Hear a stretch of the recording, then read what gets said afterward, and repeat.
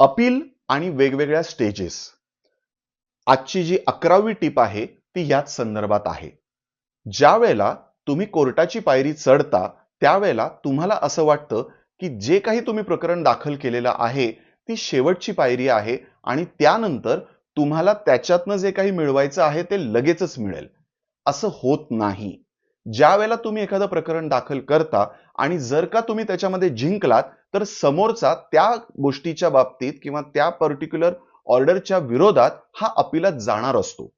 त्यामुळे तुम्ही एखाद्या असाइनमेंटच्या बाबतीत एखाद्या वकिलांची नेमणूक केल्यावरती हे तुम्ही समजावून घेणं अपेक्षित आहे की हे सगळं प्रकरण हे किती कालावधीसाठी चालणार आहे.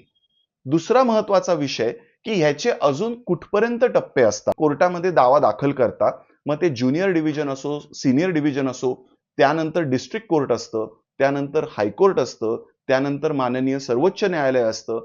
तर या सगळ्या पद्धतींमध्ये तुम्हाला किती कालावधी लागणार आहे हे विसरू नका.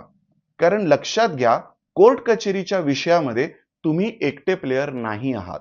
समोरचा देखील त्याच्या संदर्भामध्ये तुम्हाला अपिलामध्ये नेणारच आहे आणि त्यामुळे तुम्हाला ही जाणीव असणं अपेक्षित आहे की आपण हा विषय कुठपर्यंत नेऊ शकतो.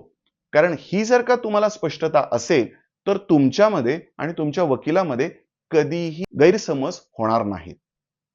तर भेटूयात उद्या अशाच एका नवीन टिप्ससह. तोपर्यंत तुम्ही सगळे तुमची काळजी घ्या.